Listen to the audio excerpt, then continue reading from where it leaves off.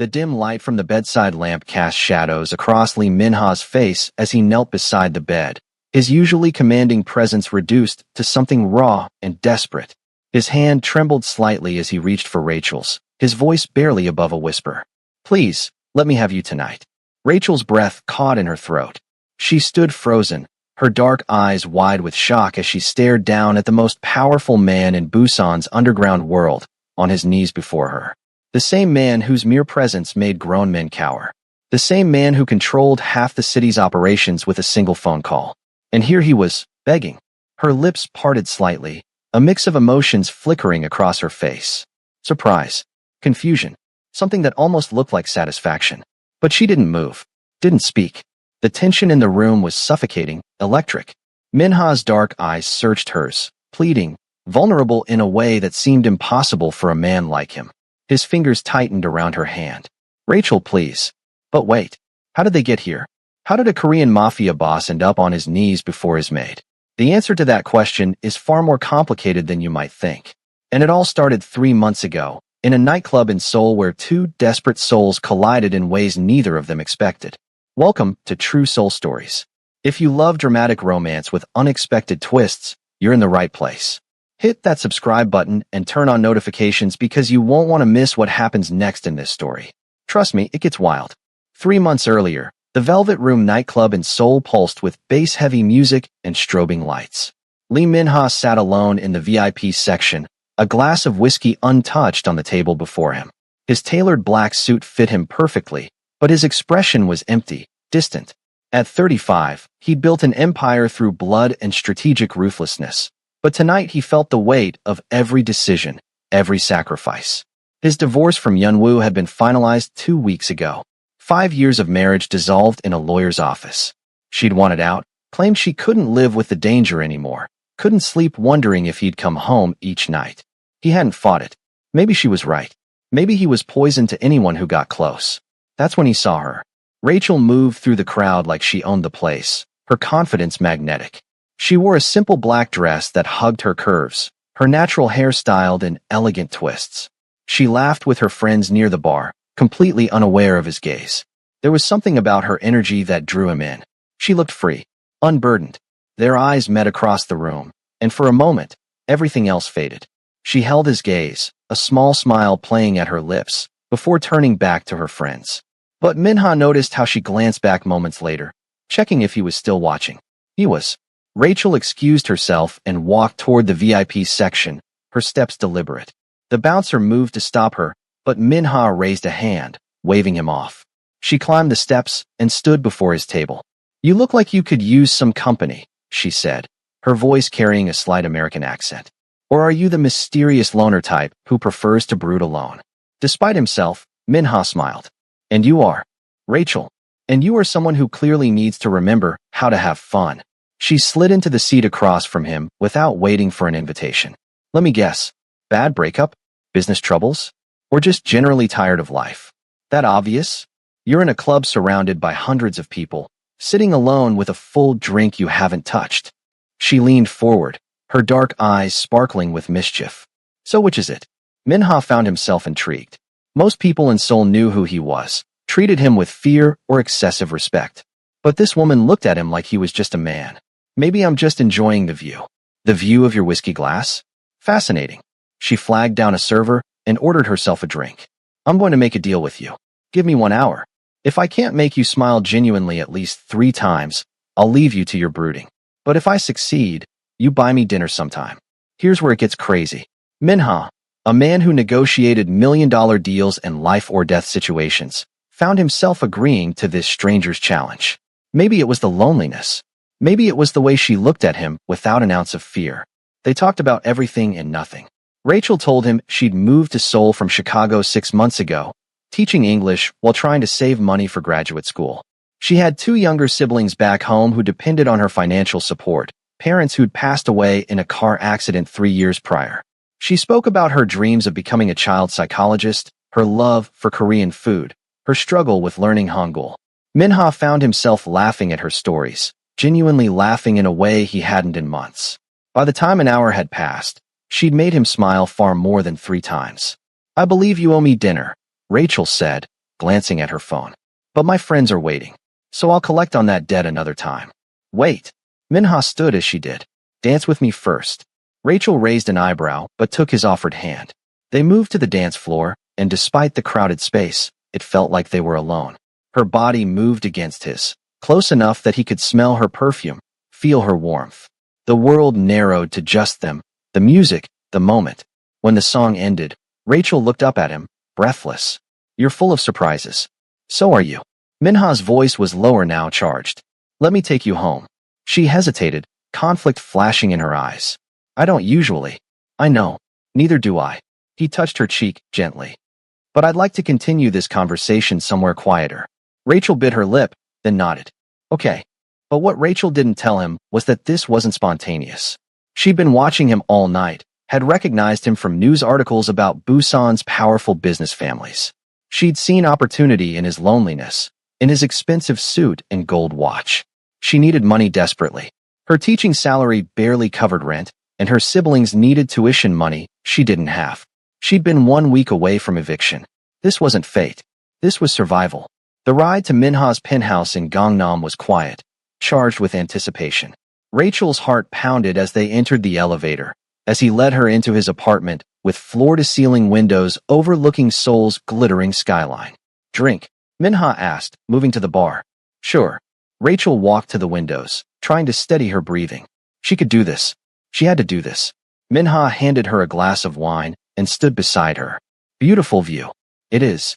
Rachel turned to face him, setting down her glass. Minha, can I ask you something? Anything. Why did you really invite me here? Minha studied her face, something vulnerable in his expression. Because you looked at me like I was human. Do you know how rare that is?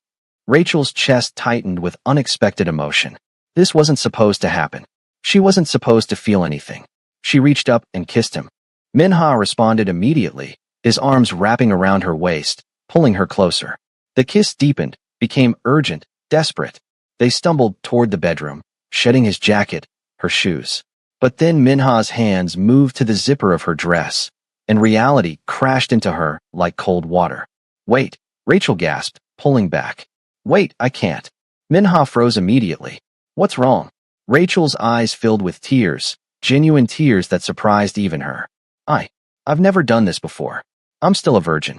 The confession hung in the air between them. Minha stepped back, his expression shifting from desire to concern. Rachel, I'm sorry. She sat on the edge of the bed, her hands shaking. I shouldn't have come here. Don't apologize. Minha sat beside her, careful to maintain distance. Talk to me. What's really going on? And maybe it was the gentleness in his voice, but Rachel found herself telling him everything. About the eviction notice. About her siblings' tuition bills. About how she'd seen him in the club and thought maybe she could find a way out of her nightmare. About how she'd planned to use him, even though she had no idea how that would actually work. I'm not a good person, Rachel whispered. I came here to use you, and I can't even go through with it. Minha was quiet for a long moment. Then he stood and walked to his desk, returning with a business card. How much do you need? What? For your rent? For your siblings? How much? Rachel stared at him, confused. I don't understand. You were honest with me. That's worth something. Minha pressed the card into her hand. This is my personal number. Call me tomorrow. We'll figure something out. Why would you help me? Minha smiled sadly. Because tonight, for a few hours, you made me feel like a person again. He called her a car and sent her home. Rachel left more confused than when she'd arrived. When morning came, she told herself she wouldn't call. But when she checked her purse before work, she found an envelope tucked inside. Her hands trembled as she opened it. Inside was a note. I think I can help you. Come back. The choice is yours. Also inside was $10,000 in cash. For 3 days, Rachel wrestled with her conscience. She'd deposited the money, paid her rent, sent funds to her siblings. The relief was overwhelming. But guilt gnawed at her. On the 4th day, she called the number. Minha answered on the 2nd ring. I was beginning to think you wouldn't call. I shouldn't be calling, Rachel admitted. But I need to understand what you want from me. Have dinner with me. Tonight. And we'll talk.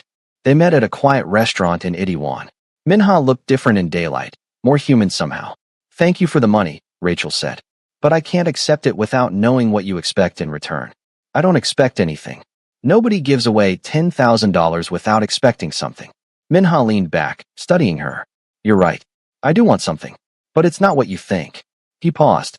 I want you to work for me. Rachel blinked. Work for you? Doing what? I need someone I can trust at my apartment in Busan. Someone to maintain the space, handle household affairs. The pay is generous. Room and board included. You'd have your own quarters. He met her eyes. No strings attached. You're offering me a job as your maid? I'm offering you stability. A way out that doesn't compromise your values. Minha's expression was unreadable. The money I gave you, consider it in advance. You'll earn it back through honest work. Why are you really doing this? Because I like talking to you. Because you were honest when you could have kept lying. Because I'm tired of being surrounded by people who only see what I can do for them or to them. You saw me. Just me. Against her better judgment, Rachel said yes. 2 weeks later, she moved into Minha's penthouse apartment in Busan, a sprawling space overlooking Haeundae Beach. Her quarters were separate, comfortable, more luxurious than anywhere she'd ever lived. The first month was professional, almost awkwardly so. Rachel took her duties seriously. She learned Minha's preferences, his routines. He liked his coffee black, his apartment immaculate, but not sterile. He worked late and rose early. He rarely had visitors. But she also noticed other things. The way his jaw tightened when certain calls came through. The gun she accidentally discovered in his office desk. The respect and fear his associates showed him. Rachel wasn't naive. She'd known Minha wasn't just a businessman. But seeing evidence of his other life made it real. They fell into an easy routine. Minha would come home, and they'd share dinner. He'd ask about her day, her studies, her family. She'd ask about his work, carefully avoiding questions about the illegal aspects. They'd watch movies, debate philosophy, share stories. It felt dangerously close to friendship. But underneath the domestic comfort, tension simmered. Rachel caught Minha watching her sometimes with an intensity that made her breath catch. She'd find excuses to be near him, to brush past him in the hallway. She told herself it was innocent, but late at night, she'd remember their kiss and wonder what might have happened. Minha fought his own battles. Having Rachel in his home was both comfort and torture. She'd laugh at breakfast, and he'd want to pull her close. But he refused to betray her trust. 2 months into the arrangement, everything shifted. Minha came home one night looking shattered. Are you okay? Rachel asked, meeting him at the door. I'm fine. But his voice was hollow. You're not. She guided him to the couch, sat beside him. What happened? Minha was silent for a long moment. Then, I had to make a choice today. Between protecting my business and protecting someone who worked for me. I chose the business. His hands clenched into fists. He had a family. 3 kids. Rachel's heart ached. She took his hand, squeezed it gently. I'm sorry. Why don't you ask what I did? Why don't you look at me with disgust or fear? Because you're already disgusted with yourself. You don't need me to add to that. Rachel shifted closer. We all make impossible choices, Minha. It doesn't make you a monster. You don't know what I am. I know enough. She reached up and touched his face. I know you gave a desperate stranger money without asking for anything. I know you keep your word. I know you care more than you want to admit. That's enough for me. The moment stretched between them, loaded with everything unspoken. Minha's eyes dropped to her lips, and Rachel's pulse quickened. She should pull away, should maintain distance. But she didn't pull away. Minha kissed her gently, different from that desperate encounter in Seoul. This was careful, questioning. Rachel kissed him back, her hand sliding into his hair. The kiss deepened slowly. When they broke apart, both breathless, Minha rested his forehead against hers. Rachel, I know. Somewhere along the way, her plan to use him and leave had transformed into something real. She'd fallen for him. We should stop, Minha said, even as his arms tightened around her. We should, Rachel agreed, making no move to leave. They didn't stop. They stayed on that couch, kissing, until reality intruded in the form of Minha's phone ringing with an urgent business call. The moment broken, they separated reluctantly. Everything had just gotten infinitely more complicated. But here's the thing neither of them knew. While they were navigating their growing feelings in Busan, someone in Seoul was paying very close attention. Yun Woo, Minha's ex-wife, had maintained connections within his organization. She told herself it was for safety. But the truth was Messier. She'd initiated the divorce, but that didn't mean she'd stopped caring. When her source mentioned Minha had hired a live-in maid, a foreign woman, Yun Woo felt something she refused to call jealousy. When she saw photos of Rachel, beautiful and young and clearly comfortable in Minha's space, that feeling became a flood. She made a decision. She'd visit Busan, check on Minha under the guise of discussing remaining divorce matters. See this Rachel woman for herself. She definitely wasn't jealous. Not at all. Meanwhile, in Busan, Rachel and Minha entered a strange new phase. They hadn't discussed what happened, hadn't defined what they were. During the day, Rachel maintained her duties. But in the evenings, the barriers dissolved. They'd sit close, sometimes holding hands. Minha would touch her hair absently while they talked. Rachel would rest her head on his shoulder during movies. They kissed sometimes, slow and tender, never pushing for more. Minha held back, respected her boundaries, remembered her confession. He wouldn't pressure her. Rachel found herself wanting to push those boundaries. But fear held her back. Not fear of the physical act, but fear of what it would mean. Once she crossed that line, there was no pretending she could walk away unscathed. If you're wondering what Rachel did next, smash that like button because this decision changes everything. 3 months into Rachel's employment, Yunwoo arrived in Busan unannounced.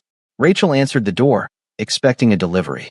Instead, she found herself face-to-face with a stunning Korean woman in an elegant cream pantsuit. "You must be Rachel," Yunwoo said in perfect English. "I'm Yunwoo, Minha's wife." Rachel's stomach dropped. "Ex-wife, you mean? Is there really such a thing when it comes to someone like Minha?" Yunwoo smiled coldly. "Is he home?" "He's in a meeting. Would you like to wait inside?" "How thoughtful." Yunwoo entered, her gaze sweeping over the apartment. "I see he's redecorated. Your influence?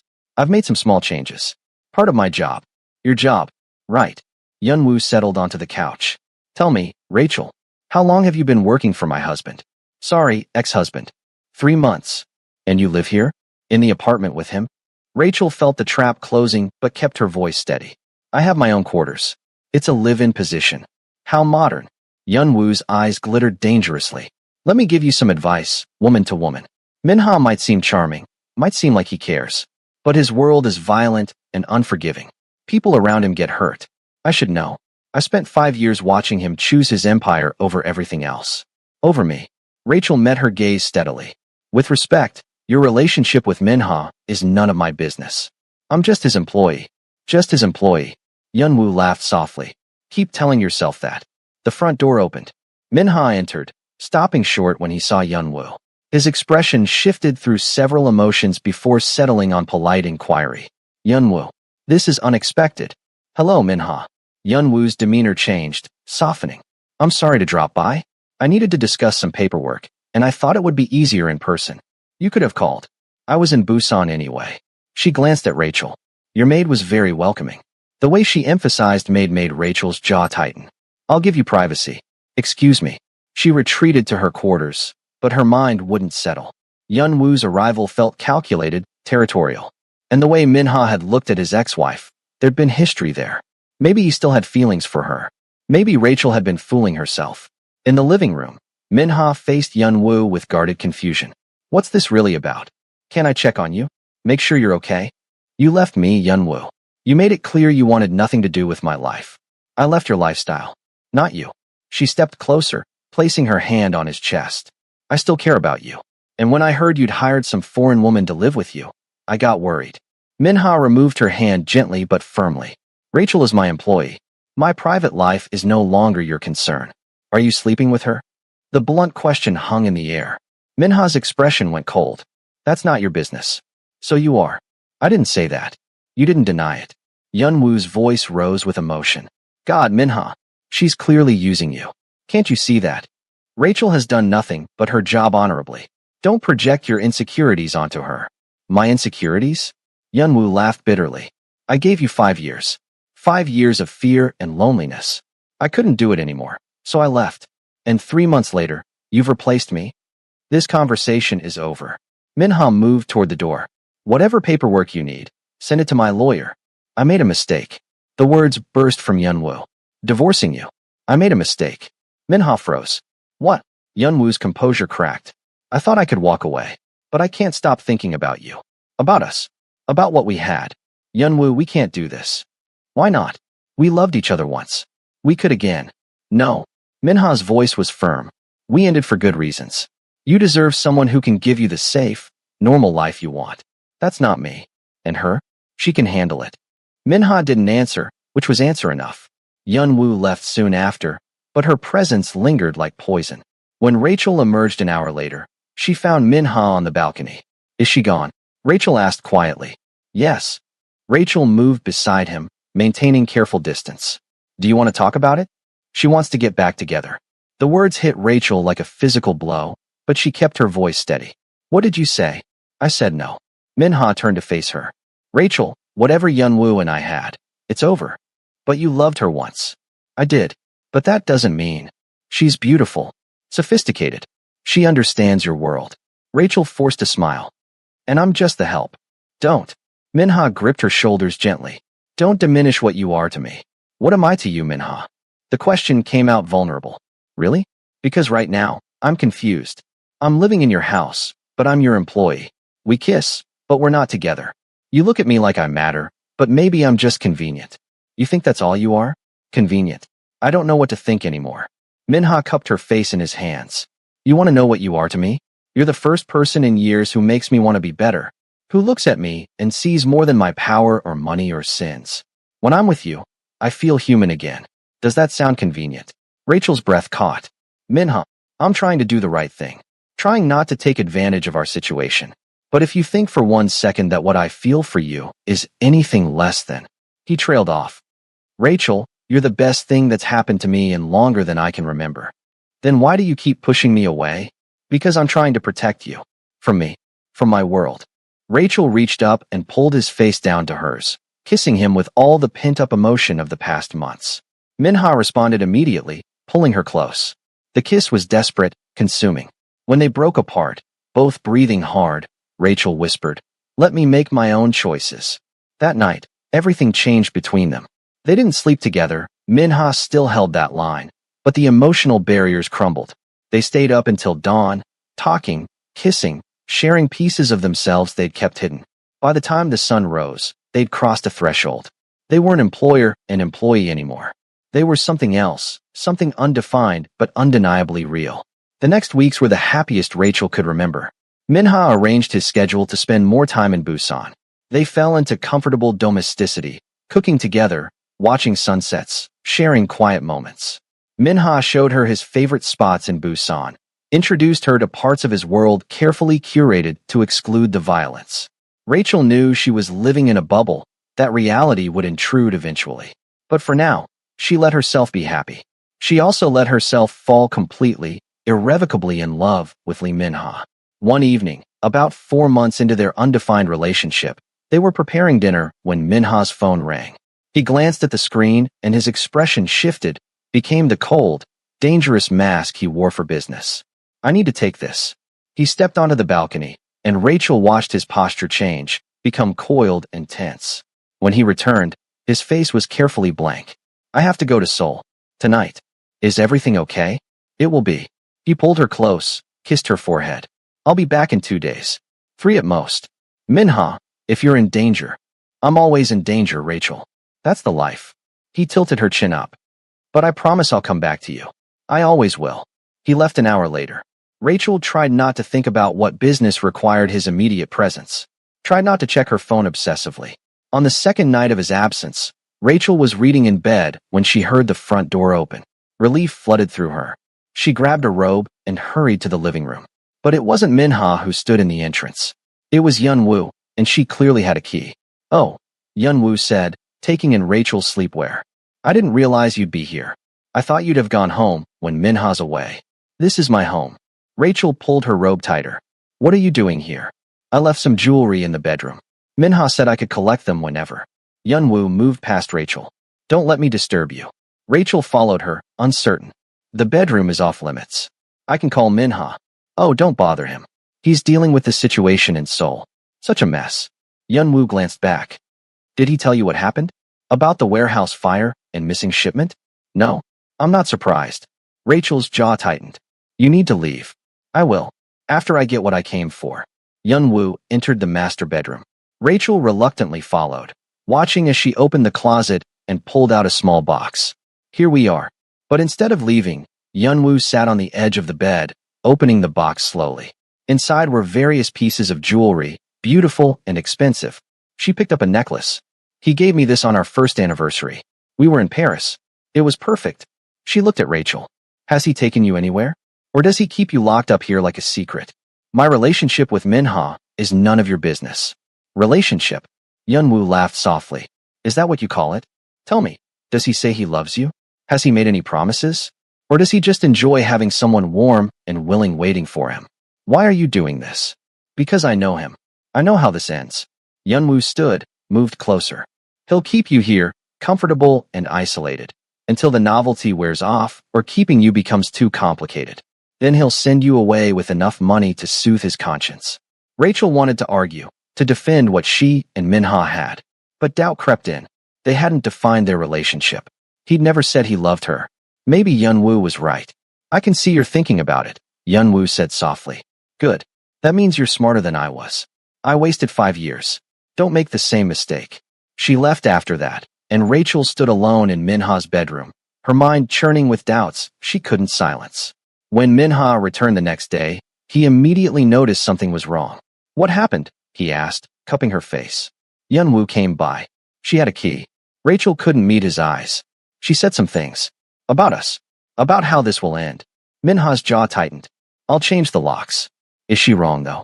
Rachel pulled away. What are we, Minha? Really? Because you've never said. We're not employer and employee anymore, but we're not a couple either. We're just existing in this space between. What do you want me to say? I want you to tell me the truth. Am I just convenient? Am I just here until you figure out what you really want? Minha was quiet for a long moment. When he spoke, his voice was raw. I'm trying to protect you. From what? From me.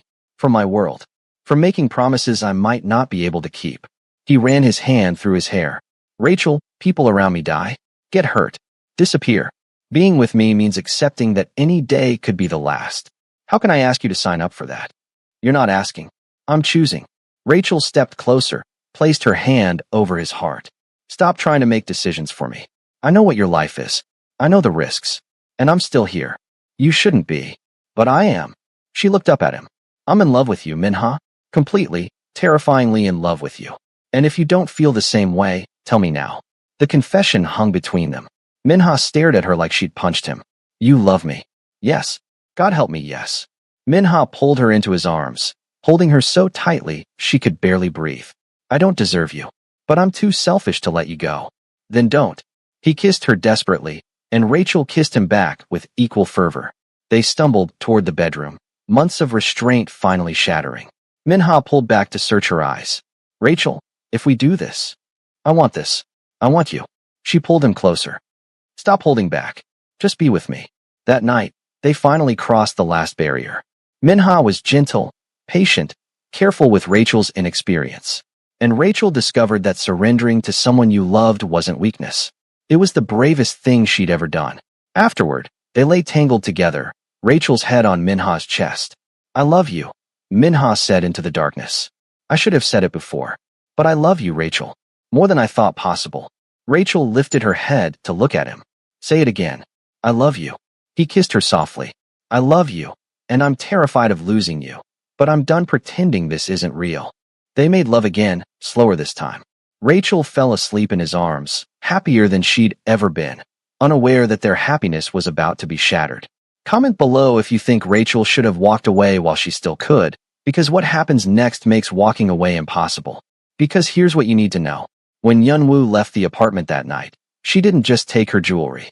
She left something behind. A small recording device, hidden in the bedroom, capturing every word, every intimate moment. And she had plans for that recording. The next 2 weeks were blissful. Rachel moved into Minha's bedroom. They were together, officially, undeniably. Minha took her to business dinners, introduced her as his girlfriend. She met his inner circle, the men who protected his empire. She also began to understand the true scope of his world. The violence wasn't abstract anymore. She saw the tension when shipments went missing, watched him handle a trader with cold efficiency. It should have scared her away. Instead, she found herself adapting, learning to read the danger signs. She became part of his world in ways Yunwoo never had. And Minha discovered what it meant to be truly known. Rachel didn't flinch from his darkness. She held him when the weight became too heavy. She challenged him when he became too cold. She loved him not despite his flaws, but with full knowledge of them. It was the most real relationship he'd ever had. But all the while, Yunwoo watched from Seoul, her jealousy curdling into something darker. She'd listened to the recordings, heard Minha confess his love in ways he'd never spoken to her. She made a call to one of Minha's rivals, a man who'd been looking for leverage for years. She didn't give him much, just enough to create chaos. Just enough to force Minha to make an impossible choice. If she couldn't have him, maybe no one should. 1 month after they'd finally gotten together, Minha had to travel to Seoul for meetings. Rachel went with him this time, staying in his Seoul penthouse. The meetings ran long, and Minha came back late, tension evident. Rachel was waiting for him, had ordered his favorite food. Bad day? She asked as he collapsed beside her. Complicated day. He pulled her close. But better now. They ate dinner, talked, slowly unwinding. Rachel was just beginning to relax when Minha's phone rang. He glanced at the screen and frowned. I need to take this. He stepped onto the balcony, and Rachel watched his expression change from confusion to shock to rage. When he came back, his face was carved from stone. What's wrong? Rachel stood, alarm rushing through her. Get dressed. We need to leave. Now. Minha, you're scaring me. He grabbed her shoulders, his grip tight. Someone leaked information about you. About us. To people who want to hurt me. His eyes were wild with fear. You're in danger, Rachel. Real danger. Rachel's blood ran cold. What kind of danger? The kind that ends with you dead to prove a point. He cupped her face desperately. I'm so sorry. The sound of glass shattering cut him off. Multiple windows exploded inward, and armed men poured through. Minha shoved Rachel behind him, reaching for his gun, but there were too many. Within seconds, they were surrounded. A man Rachel didn't recognize stepped forward. Lee Minha. Finally. Let her go. Minha said, his voice deadly calm. Your issue is with me. Oh, but she is. She's your weakness. The man gestured, and 2 associates grabbed Rachel, dragging her away despite her struggles. Here's how this works. You're going to transfer control of your Busan operations to us. All of it. In exchange, we'll let your girlfriend live. Don't do it. Rachel gasped before one of the men clamped a hand over her mouth. Minha's eyes met hers, and she saw something that terrified her. Resignation. You have 24 hours, the man continued. Empire or girl. Choose wisely. They took Rachel, threw a hood over her head. The last thing she saw was Minha, surrounded, his expression shattered. Then there was only darkness. Rachel woke in a dark room, her hands bound. She had no idea how much time had passed or where she was. The sound of a door opening made her tense. Light flooded in. Yunwoo stood in the doorway. Hello, Rachel, Minha's ex-wife said calmly. Rachel's mind reeled. You did this. I facilitated it. I simply provided information to interested parties. Yunwoo stepped inside. I'm going to give him a choice. His empire or you. And when he chooses his empire, because he will, you'll understand. You'll see that I was right all along. Even if he chooses wrong, this doesn't change anything. You'll still have lost him. You'll just be a monster. Then we'll both have lost him. At least that's fair. Yunwoo left. Rachel was alone with her racing thoughts. She tried to believe in Minha, tried to trust that he'd find a way. But doubt crept in. What if Yunwoo was right? Meanwhile, Minha was tearing the city apart looking for Rachel. His associates worked frantically, pressing every contact. But the kidnappers had gone dark. The deadline was approaching. In 6 hours, he'd have to make his choice. His second-in-command found him on the balcony. We're running out of time, Jae-sung said quietly. If you give up Busan, it shows weakness. Other factions will smell blood. I don't care about other factions. Minha, think about what you're saying. You'd destroy everything over a woman you've known for a few months? Minha turned to face him, his expression colder than Jae-sung had ever seen. She's not just a woman. She's everything. And if I have to burn my empire to the ground to get her back, I'll do it without hesitation. That's not rational. Since when have I been rational about her? Minha's voice broke. I love her, Jae. More than power. More than legacy. More than my own life. So yes, I'll give them whatever they want. And if they kill her anyway, then I'll kill every single one of them. Minha's smile was terrifying. But then information came through. One of his contacts had seen Yunwoo meeting with the rival faction days before. Security footage showed her passing an envelope. The betrayal hit Minha like a physical blow. His ex-wife had orchestrated this. The rage that filled him was unlike anything he'd ever felt. He made a call. Find Yunwoo. Bring her to me. 2 hours before the deadline, Yunwoo was dragged into the penthouse, her confidence shattered by the cold fury in Minha's eyes. Where is she? Minha asked quietly. I don't know exactly. Where is she? The roar echoed. Minha grabbed Yunwoo by the throat, slammed her against the wall. You have 5 seconds. Yunwoo choked out an address, and Minha released her. He was already moving, gathering his men. Wait, Yunwoo gasped. If you attack them, they'll kill her. The deal is off. Minha's voice was ice. You wanted to see what I'd choose? I choose her. Every time. And everyone who touched her is going to die. The warehouse was heavily guarded, but Minha didn't care. He went in with his full force. The firefight was brutal and swift. Rachel heard the gunfire, pressed herself against the wall in terror. When the door burst open and Minha stood there, covered in blood, she couldn't move. Rachel. He crossed to her, cutting her bonds with shaking hands. Are you hurt? I'm okay. She threw her arms around him, started sobbing. You came. I would always come for you. Always. He held her face. Empire, legacy, power, none of it matters. You're all that matters. Do you understand? You're everything. They held each other in that blood-stained room, alive against all odds. They returned to Busan that night. Minha dealt with the aftermath, handled the political fallout. It would cost him, but he didn't care. Rachel was safe. Yunwoo disappeared after that night. Rachel never asked, and Minha never told her. 3 days after the rescue, they stood on the balcony, watching the sunset. Do you regret it? Minha asked. Staying with me after everything? Rachel thought seriously. She thought about the kidnapping, the violence, the danger that would always be part of their lives. She thought about everything she was risking. Then she looked at him, at the vulnerability in his eyes, at the man who'd given up everything for her. No, she said finally. I don't regret it. I choose you, Minha. Every danger, every complication. I choose you. Minha pulled her close, and they stood together as the sun set. And that brings us back to where we started. That moment of Minha on his knees, begging Rachel. But now you understand the weight behind that plea. After everything they'd been through, after he'd proven his love in blood and sacrifice, there was still one barrier. Rachel's fear. Not fear of him.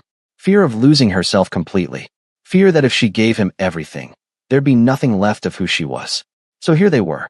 Minha on his knees, desperate. Rachel standing above him, torn between love and self-preservation. Please, Minha whispered again. Let me have you tonight. Not your body. Your trust. Your belief that we can survive this together. Please, Rachel. Choose me one more time. Rachel looked down at the man who'd sacrificed an empire for her, who loved her with an intensity that terrified and thrilled her. She thought about walking away, protecting herself. Then she thought about living without him. There was no contest. Rachel sank to her knees in front of him, cupped his face in her hands, and whispered. But what she whispered, what happened next, whether they finally found their happy ending or whether the consequences came back to destroy them, well, that's a story for another time. Because at that moment, as Rachel was about to answer, as Minha held his breath waiting, the door to the apartment burst open. And the person standing there, the person neither of them expected to see, changed everything.